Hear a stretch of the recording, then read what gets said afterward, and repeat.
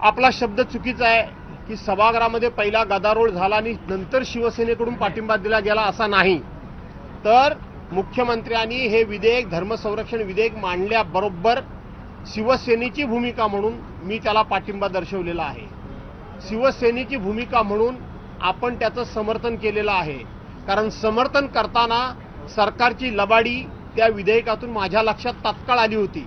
आमचे पक्षप्रमुख उद्धव बाळासाहेब ठाकरे यांच्याही ती लक्षात तात्काळ आली होती की इथं बाहेर चर्चा करताना त्यांच्या पक्षांच्या चेल्या चपाट्यांकडून जे उथळ वक्तव्य करणारे त्यांचे काही लोक त्या ठिकाणी पाळलेले आहेत, ठेवलेले आहेत, सोडलेले आहेत, त्यांच्याकडून हे मुसलमानांच्या विरोधात आणि हिंदूंचं रक्षण करणारं विधेयक कसं आहे अशा चर्चा घडवल्या जात होत्या।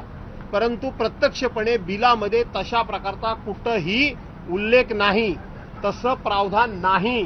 तर जर ह्या विधेयकामुळे मुस्लिमांना त्रास होणार असेल तर तो हिंदूंना सुद्धा होईल, ख्रिश्चनांना सुद्धा होईल, बौद्धांना सुद्धा होईल, जैनांना सुद्धा होईल, शिखांना सुद्धा होईल आणि पारशी लोकांना सुद्धा होईल।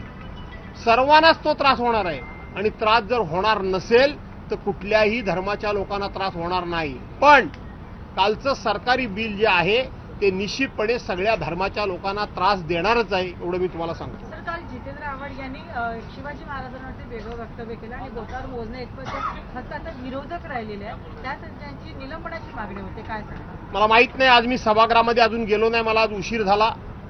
परंतु काल जितेंद्र आव्हाड बोलत असताना जितेंद्र आव्हाडांकडून एक शब्द चुकीचा गेला, तो जायला नको होता, त्याचं मी समर्थन करणार नाही। तो शब्द जायला नको होता। मी त्याच वेळेला त्यांना त्या संदर्भामध्ये माफी मागायला सांगत होतो।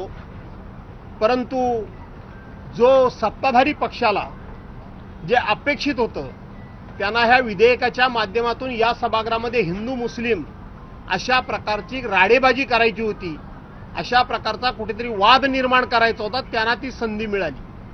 त्यांना ती संधी मिळू नये म्हणून अगोदर मी जे केलेलं भाषण होतं त्या भाषणातून ह्या विधेयकाला आपण समर्थन देऊन त्यांचा हा त्या ठिकाणी लढा उभारण्याचा हुकमाचा पत्ता होता, तोच आपण खेचून घेतला होता। त्यामुळं समोरची मंडळी ही पूर्णपणे निष्प्रभ झाली होती आणि म्हणून जितेंद्र आव्हाडांच्या एका वाक्यामुळं त्यांना सभागृहामध्ये गोंधळ घालायला संधी मिळाली, ही गोष्ट खरी आहे।